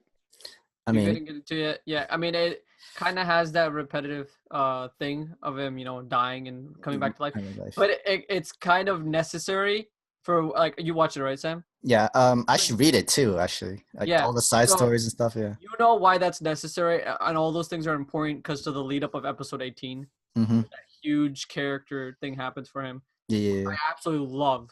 I love that. Episode 18 is one of my favorite episodes. Like, It was just so messed up though. Like this is like he has no luck at all. He's much worse situation than Shield Hero actually. Much worse No, situation. really? a perfect way to describe it, right? As a lot of people tell me, like they, and it's perfectly fine if you decide to never go back to it. But a lot of people they say that they couldn't get into the character. They didn't like it. I'm like, I think that was kind of the point. You're not supposed to. He's supposed to be a piece of shit. He's Mm-hmm. supposed to have a huge ego. He's supposed to be cocky. He's supposed to be this guy who's way too full of himself. And when he like comes to that realization and realizes that he needs to change as a person, was like I was blown away by it. I loved it. I mean, basically, I like these kind of stories. It's like, you know what? I want to continue just to see the moment where he's gonna be like, "Oh my God, I fucked up, like so horribly bad," in that sort of situation, that sort of way. Because it's that consequences that you want to see happen. Like Yeah. finally, your actions has consequences, and here it is, and now you have to live with it from now on for the rest of your life. Yeah. So that's why I kind of like ReZero, because that's the kind of story that builds better character as a person. That's what I believe. All right, guys, let's move on to the next news. We're back to Attack on Titan, but then this is going to be the last season that's going to be done on Wit Studio. This broke my heart, dude. This broke my heart. This was like One Punch Man leaving Madhouse for me. This is not making me happy. I don't know if you know this though. Just to quickly speak on the One Punch Man stuff. What the One Punch Man anime was, the first season was actually under Madhouse, but majority of the people that worked on it were Bone staff. Like they brought in Bone staff to work on it. So that's the reason why they couldn't make season 2 and future seasons, because Bones is like, they have their hands full. They had Mob Psycho, they had My Hero, the My Hero movie, and they have other couple of smaller side projects. They didn't have time to be making a One Punch Man season 2. It was more of just like a fun project for them. And they weren't like, it wasn't something they planned on. For them leaving Wood Studio, I'm curious to know who's gonna take it up next, and I'm curious to know where it's gonna go. But I just laughed already once. A couple hours, it was announced by many people, Yonko, and then after it was fully announced by the other animators and everything. I'm curious to know where it's gonna go, because I know people already started joking that, oh, now Attack on Titan season 4 is gonna get the same treatment to happen to One Punch Man. Guys, I know, because I'm the only one here without 4 of us here that have not watched One Punch Man season 2, and I know that each one of you have all different takes of what's going on with the season. And with me, Attack on Titan to leave the Wood Studio, I'm fine with it. Let's see what happens first to the next studio that takes it up. That's all I'm waiting for, my curiosity. I mean, yeah, I obviously think it's a bummer, but after what Yonko told us, I can completely understand it, because they're a very small studio. It's like 30 people, and I heard like it's pretty bad for them. Like they're struggling to keep up. It's like very difficult for them to keep up, and I think they just want to move on, dude. I think Attack on Titan is something that's gotten way too big and way too ambitious for them to maintain with only 30 people. They want to focus on stuff like Villain Saga and whatever they have in store for us. Like, please do Kingdom. I beg of you. With Studio, pick up Kingdom. Studio Period ruined us with the anime. Please do Kingdom. I did not know that the studio was 30 people. I thought it was probably like 100 or 150 people. 30 people. They're actually a small studio. Wow, that makes sense now. That makes sense of what we covered last month, of saying that of why so many people are passing out once they finish the last few episodes of Attack on Titan, like overworking the workers and their whole animators. Like, Jesus, like the animators get abused badly. Like I think there was like some statistic. It was like so many, like I think like 70 to 80% of animators work overtime. Like they work like 60 hours a week, stuff like that, and sometimes more. Like it's bad. as long as Studio Period or as a staff is not picking them up, I'll give that studio a chance. But if they are, I'm Guys, sorry, they were Attack so them. close. 2 years ago, just before Boruto came out, they were this close of going bankrupt.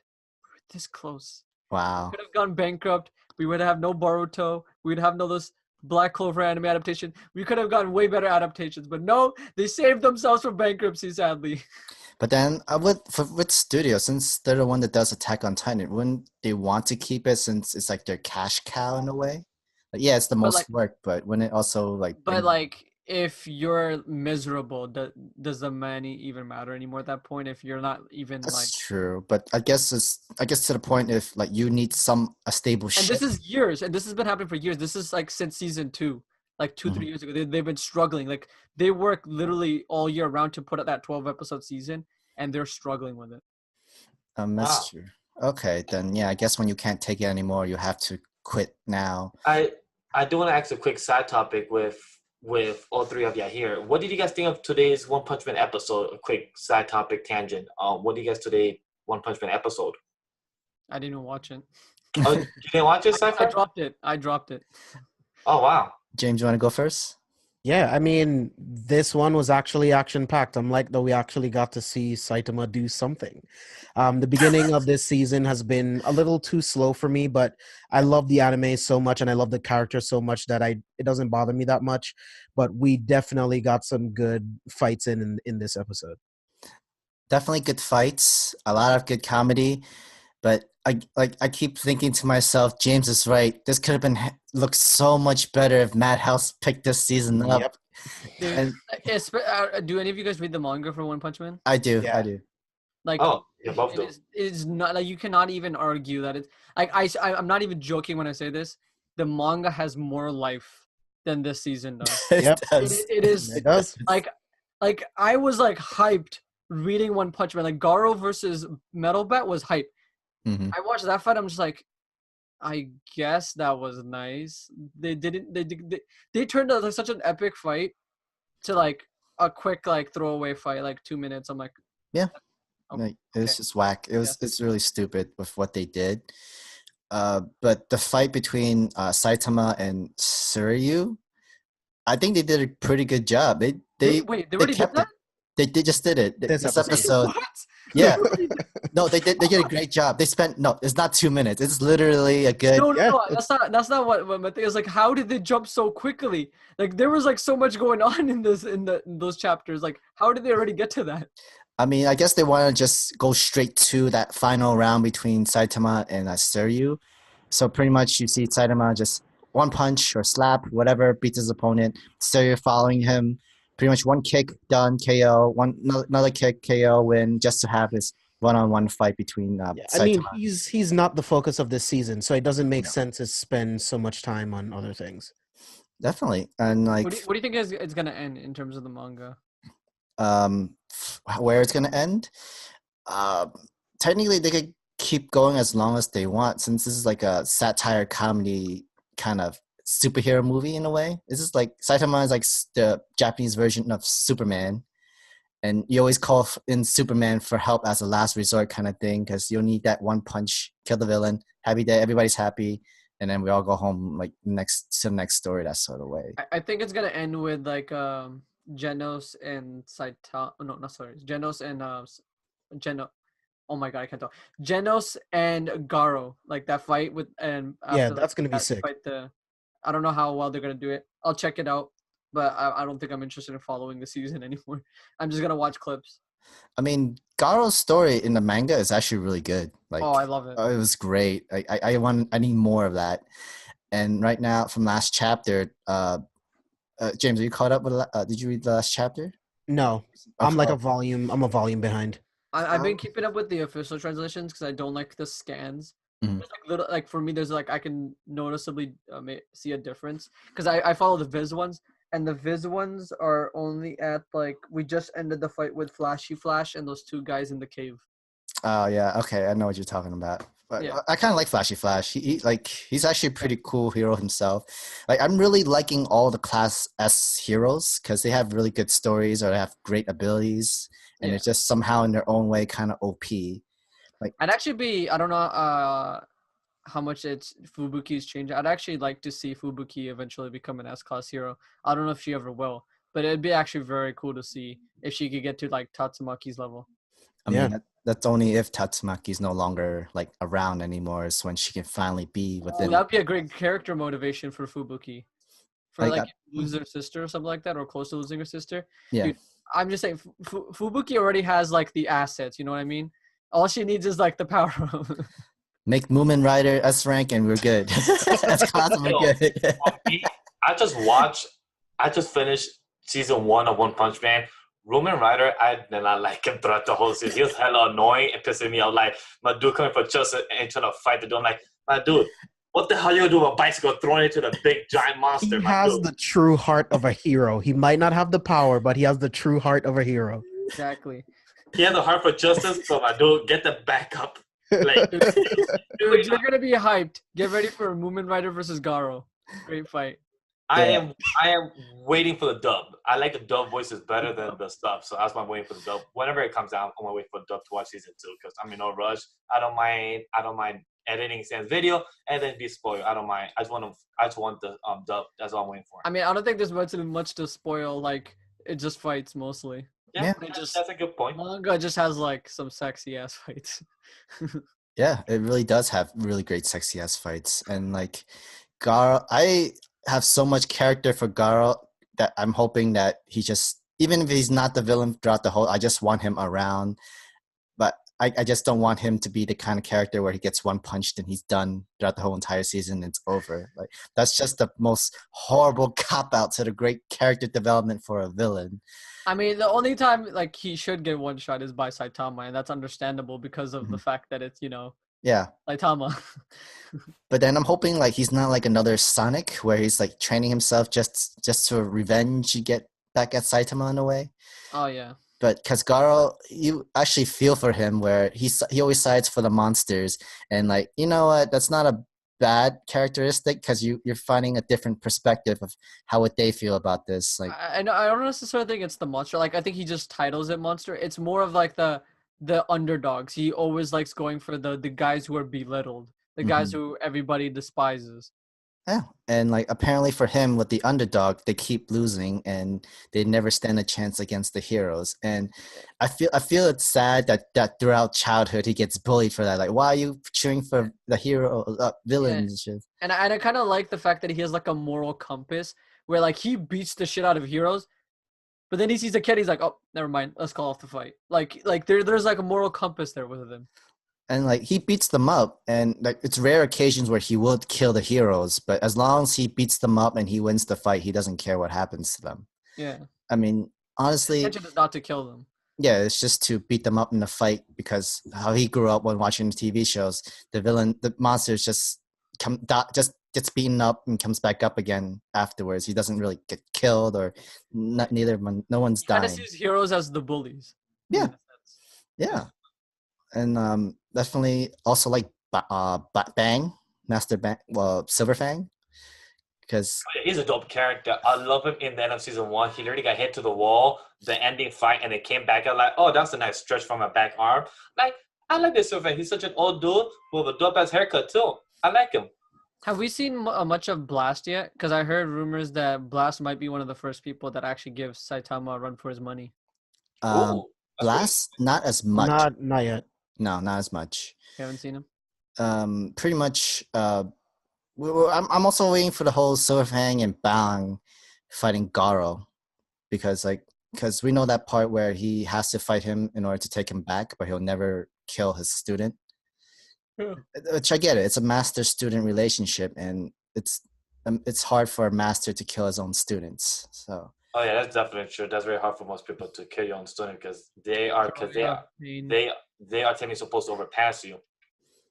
Yeah, basically, you're their teacher, and it was your fault for not disciplining him or giving him the right path of responsibilities or consequences, that sort of way. And you just made that. I mean, sometimes you've done all you can, and they have to choose their own path, and that's just how it shakes out, That's very true. I mean, like, how was like he's supposed to know? Like, Garo literally acted accordingly up until the day where he's like, wait a minute, I'm stronger than everybody here. I don't need this. And he just dipped. And then he came back just to beat up everybody in the school, just to get them out, just so that they leave Silverfang's school and stuff like that. Yeah. But I think that's some bullshit. So to get back at the master who taught you everything, you beat up all his students and make them quit. Like, that sucks. And the guy that didn't even come in for one lesson, he becomes the only student and he's become the top class. Like, that's some bullshit. That's some Game of Thrones brand level. Like, he didn't have to do anything and he became king. That's like Spoilers. Dude, I mean, dude, you don't even want to know what happens this season. It's yeah. bad. All right, guys. Let's move on. I'm not even joking. It's like right now how I'm feeling about Game of Thrones. It's a very like Naruto ending type feeling. I'm not even joking. Trust me, everybody's feeling mixed feelings. But yeah, what can you do though? It's not like you can't really do much. It happened already. But then you kind of hope for at least a decent ending, a decent conclusion where I could have been better, but it's okay. It's been good because there's so many other shows that didn't have great conclusions. I should say for Breaking Bad, like not a lot of people were happy about that ending. Really, I Interesting. heard that's probably one of the better endings for. Yeah, it was one of the better ones, but not everybody was so happy about it. I think Dexter as well. I see those as two completely different things. Like, yeah, the ending of Dexter was horrible, but for Breaking Bad, I really don't see where else it could go. I mean, Breaking Bad, it was real life. Like, I feel like it ended the way it would. That's true. True. Yeah, like I mean, it's been a pretty bad track where you have bad conclusion endings but you have great beginning and middle and stuff like that. But I guess that's TV or movies, whatever. But Yeah. Just to because we were just talking about bad endings. The perfect analogy I like to give to like kind of explain like what my train of thought is like. Imagine you're having this burger, right, and it tastes amazing, but for whatever reason, that last bite tastes like ass. mm-hmm. What are you gonna remember more, that last bite or that good ass burger at the start? You're gonna remember that last bite. Yeah. Last bite. Yeah. Very true, the last bite. Because you had that aftertaste. It comes out. Yeah. Don't tell me you're not gonna burp when you just smell that last aftertaste. Yeah.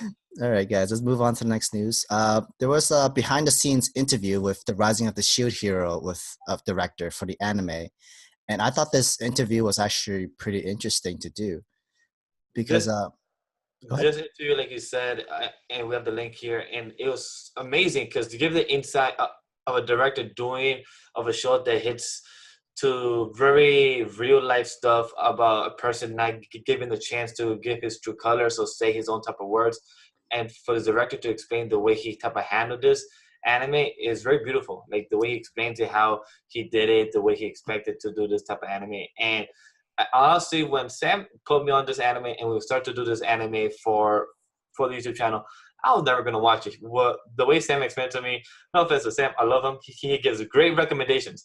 Just the way he told me about like who chooses a fucking shield. Like nobody likes a shield guy. That's dumb. Solo sword, spear, bow sounds more dope. You can shoot them. Shield, what the fuck can you do with a shield? So it was pretty interesting. Like I was really interested. I was so happy when when Shield Hero was going to get an anime because I read the light novel and this was like back in 2014 and I fell in love with it. I couldn't drop it. I spent the entire week literally reading line by line by line of the light novel script and I loved the story. When I found out that an anime was in production, I was really happy. It took over a year for it to be finally get up there, but I mean, better than a year than not having an anime at all, which we know some mangas deserve an anime. And I'm just so glad that this is one of them. And it's pretty much getting the popularity in the West side. And I think Crunchyroll is doing a great job doing both the sub and the dub at the same time. It's an amazing job. But now like the dub is like 3 weeks behind the sub, which it's okay. It's not the worst thing. I can already see a season 2 happening. I think what really got me interested from this interview was that the director talked to the author of the Shield Hero of light novel, and the author couldn't stress enough the importance of leading with your own morality and the idea that your own morality could potentially have negative effects or impacts on other people. Should you really follow what you think is right, or should you question that? So he took this ideas with him that was really like, he triggers the core of the Rising of the Shield Hero, and he communicate that theme to it. And that's what made this anime so special, because everybody can relate to this and it touches everything. I think there's some ways that everybody can relate to this anime where that's the reason why we enjoy it, because it's literally having the short end of the stick and you had no effect to it, but now you're making the best out of it and you become like the most like top successful person in the world. I think the one thing I could relate to with Shield Hero is like coming across someone like the Spear Hero, where like he's so like stupid and you're like trying to get through to him, and then you're at one point or another you're like, I give up. I literally can't with you right now. Like I don't even care anymore. I don't want to mess with you. But then like he gets put in a circumstance where he kind of has to, or it's kind of like done deal for everybody. So he kind of has to get along with him. But like I don't blame Naofumi not wanting to like give a like Spear guy a chance, because he's whipped by my mind. He's Whip. Like she's like he's like, I swear he did everything. It's like, do you have any evidence? No. All right. Yeah, I trust my teammates. That's all the evidence I need. That's stupid. That is dumb. I don't know who I hate more. I hate her or him, but it just comes down to her, because I'm like, she just. Well, I hate him more because he's an idiot. Like she's just a spoiled little brat who is not in line for the throne, and she wants to see other people suffer. She's basic, she's boring, it's easy to understand her. Him, he's just fucking stupid, and he just goes with whatever anyone tells him. Like, he's just useless. What I hope, and like, if you're gonna believe her all the time, I hope you got her in home base. That's all I hope you did. Because if that's the plan the whole time, that you want to believe your teammate, but also, you know, sleep with her, I hope you did that. If you're gonna trust this woman all the time for the rest of your life and everything like that, and you're gonna believe whatever the hell she says, she probably convinced him it wasn't the right time. If that was the case, then he's still stupid. Because if you're gonna believe her saying, if I found out the stuff with mine, I don't give a shit how good you are in the bed. I ain't sleeping with you. There's kind of like a line where like you kind of like have to put your principles and morals above, you know, trying to get it in. And that's one of those moments where I was like, no, I ain't having none of that crazy psycho bitch pussy. that's true. When it came to the Spear Hero, like the manga didn't touch this part, that mine was a hoe, actually. Like she literally she slept around with a lot, especially during the backside, like the more shady stuff in the world. And I think she did put out for the while still like being with the Spear guy. Yeah. Like whatever situation. Shocker there. Jake's like, yep, this bitch. Definitely. I expect nothing less from mine. Right? Like anything that she could feel like she could take advantage or something like that, which I'm not surprised. Like, how else were you able to join in the three church side and stuff? Oh my god, those churches, like that Pope really pissed me off. I think last week or 2 weeks ago, it really pissed me the hell off. Like, this Pope came in here, you're the hell of devil. I'm like, aren't you have like a whole squad of people dying because they are giving you a magic right now because of what you're about to put a whole giant they're sword. Passing out. Yeah, like, but the thing is, they're passing out and giving the magic just to have the sword and kill the spear hero, the she hero, the bow and the sword hero in here. And the thing that makes me laugh is that the bow and the the bow and the sword hero comes here out of nowhere saying we're alive, like, and then the spirit like, how are you guys alive? Like, because we got out by the inch of alive. Like, but how after the sheer hero killed you guys? Were you not paying attention to the whole time the Pope was saying that he did it? Like, the spirit, how stupid are you? Are you deaf as well? I think what made it more stupid was that the church was like, oh my god, the shield hero has brainwashing powers. Like, since when does a shield have some kind of brain control that's power? kind of like the narrative they were trying to push, right? And that's the mine. And what I think is, mine is going to always be a piece of shit to me. There's no way you could redeem her. No. But the one thing I noticed is that, because of the way the king was acting towards the shield hero, I think he's just dumb as hell. And he let the religious church influence him, and that's why he hates the shield hero. Because they told him this whole narrative like, oh, the Shield Hero is corrupt. He's the devil. He does this and that. Oh, yeah. That's why he treated him so shit. And then when he heard with mind twisting the whole story in itself, then he got even more pissed because that's his own daughter. Mm-hmm. So I feel like maybe the king will change his perception on him, but screw mine. Please get out of here. Kill her. I hope she dies.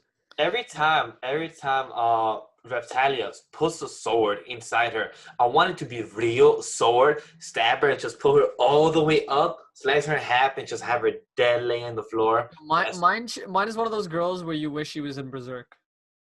Oh yeah. But yeah, I won't say any more for anything for spoilers and light novel for anything. So we'll just end it from there. But yeah, Shield Hero is a great anime to go into. Really glad that it's getting so much popularity, and definitely a season 2 is coming. Oh yeah, I hope it does. Hopefully within 2020 or 2021, hopefully it comes in. Maybe. Okay, last news. Agrisco anime season 2 is reviewed for June 14th premiere. Do you guys watch Agresco?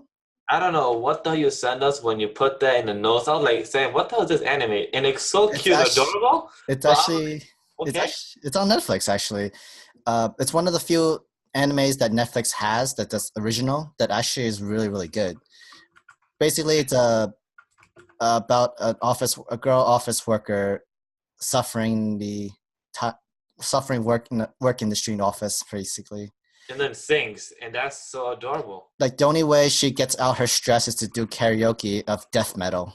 And it is adorable. I was like, she's there screaming like in some type of death note type of style, like just screaming out of her lungs, and that's pretty rock on because I know my most anticipated show to come out in June from Netflix, and that's the what's the one that's coming out from Netflix? Damn, I just remember. Forgot. For June? Yeah, for June that's coming out with the mechs. Next. The one that's supposed to be from Donnie LaFrank's copy. We were just talking about it. It wasn't Promare. It wasn't Promare. It was not Gundam. There's the one. Evangelion. Yes, that one. Thank you. Yeah, because Evangelion is gonna be on Netflix next month. So that's the one I'm excited for Netflix to drop because I've never watched this. I wanna like binge watch the whole thing, and then like that's what I'm excited for Netflix, and then to see this cute little cat screaming out of whole rock band, like cool. That would be a little nice to just chill and relax and watch this little cat scream. I agree. I'm actually also looking forward for Evangelion too. I know it's a pretty old anime and many movies as well, but I heard really great things about this. Like it's like a Gundam, more drama with Gundam, basically. And maybe I just wanted to watch it because of the whole the funny gif. Get in the fucking robot, Shinji. That's right, Joe. Because I mean, it's real stakes, man. It's you're in the real shit when you're in those suits and you're battling those monsters. So when you do have that scene, it's because he is really scared shitless.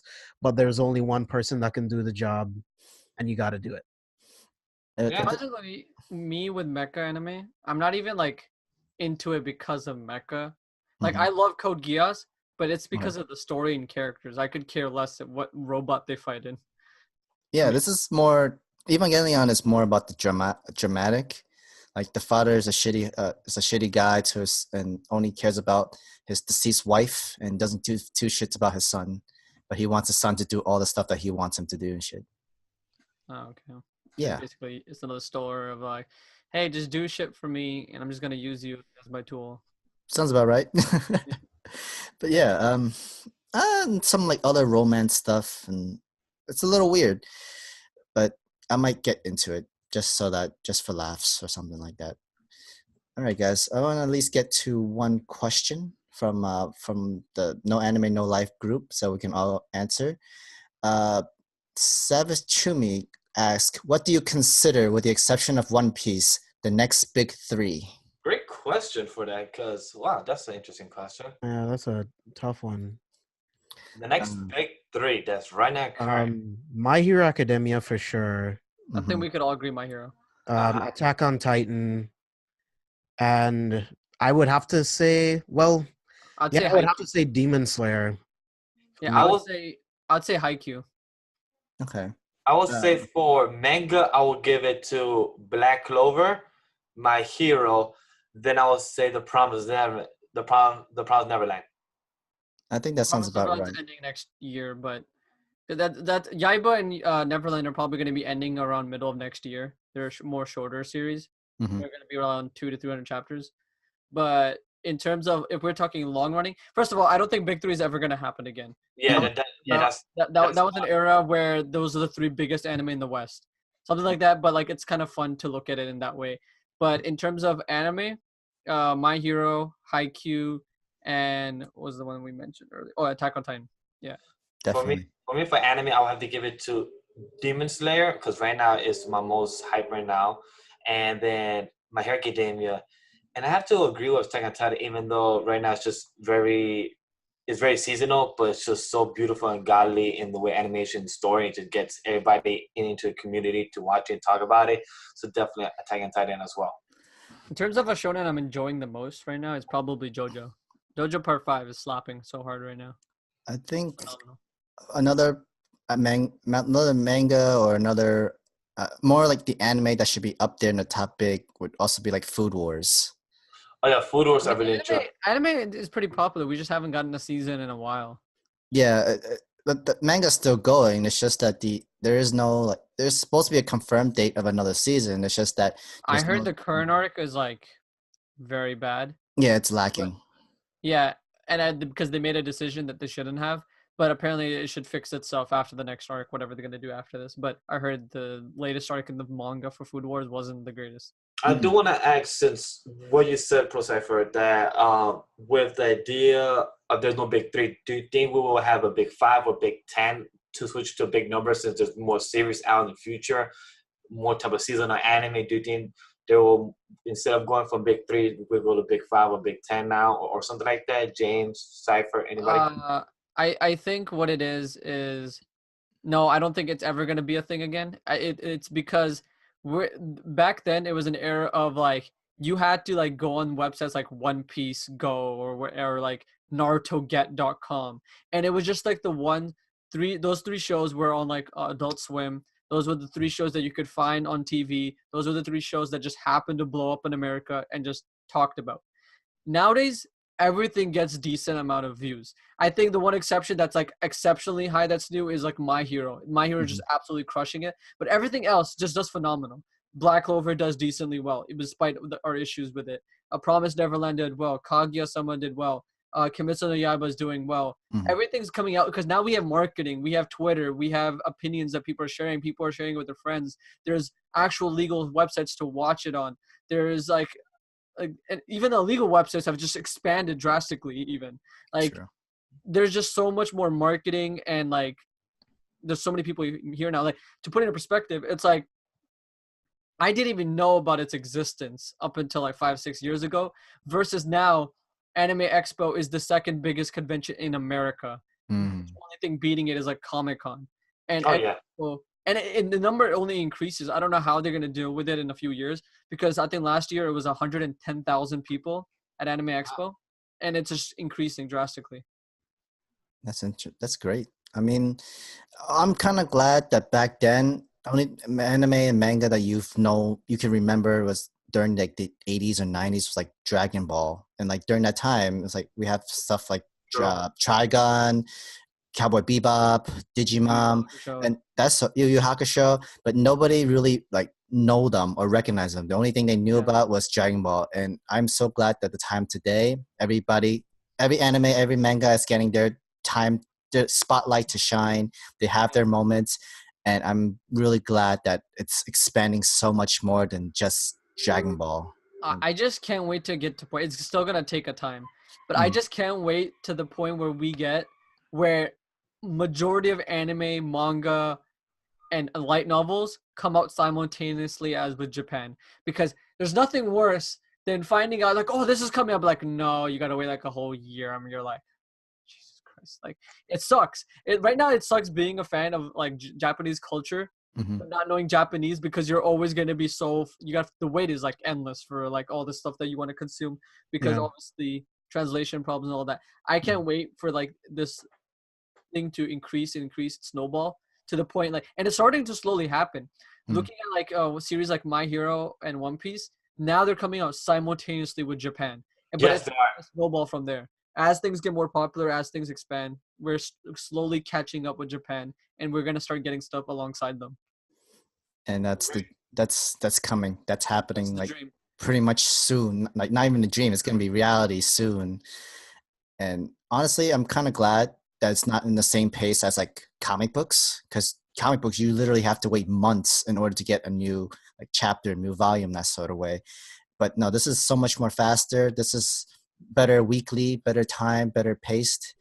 Maybe not as great and full on story as comic books and chapters wise and detail and the details they put in. But instead of just waiting a couple months just for a new chapter of the continuing story that you might have to you have to try to remember from, this is where you don't need to remember too much, To like wait think so too much. hard. Yeah, you don't have to Yeah. wait for this.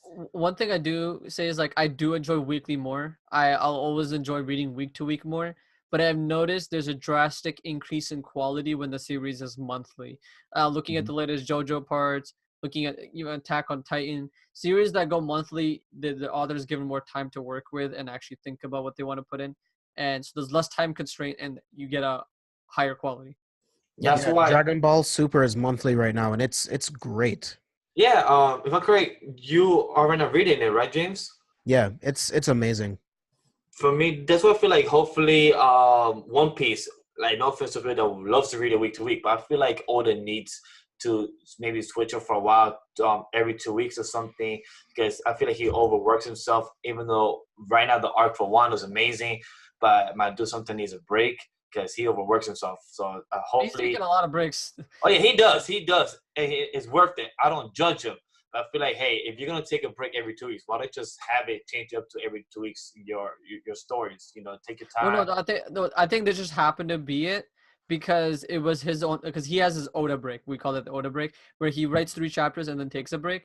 And then it just happened to line up with Golden Week where everyone's yeah. a break. Mhm. So there was a Golden Week break, then his own break.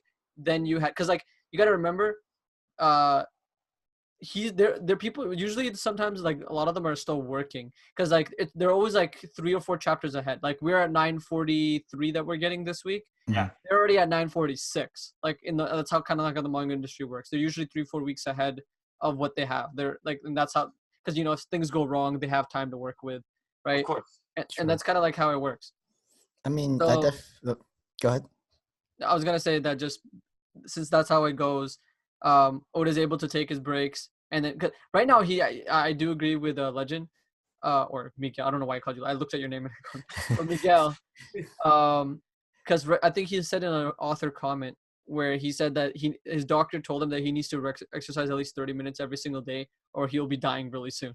Like that's literally what the doctor told him. So I'm like, Oda, get your exercise in. We kind of need you alive, buddy.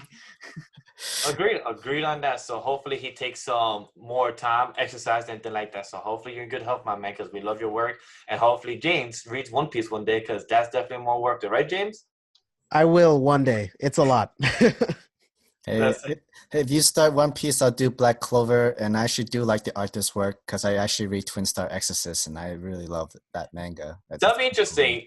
James read One Piece, Sam reads Black Clover. That'd be a interesting conversation to hear from you guys. It'd be fun, but like I think like you guys keep telling me, it's like the beginning of Black Clover is gonna get, it's gonna be slow and like wait until like maybe around chapter 80, you guys, like 40 or something. Water like Temple that. arc. Water Temple, and then it gets much better afterwards from there. Correct. Okay. Yeah. I don't mind because Twin Star Exorcist is a monthly manga, and I kid you not, there are some chapters where like I literally tear up, like, oh my god, there's so much great. You kill them off. Why you kill off my boy? Why?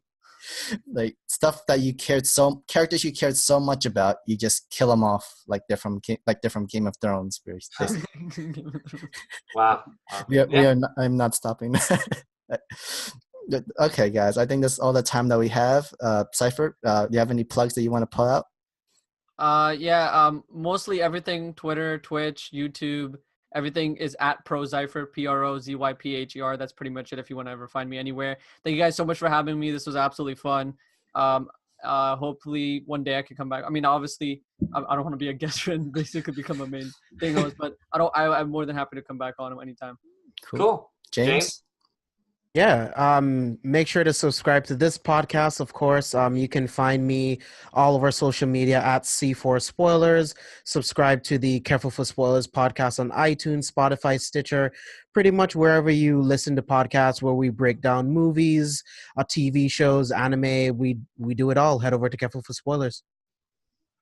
I guess me last. Hey guys, don't forget to follow me on Twitter, Legendary Dash, and do what we gotta do. Everything that's in the description below for all of us. Sam?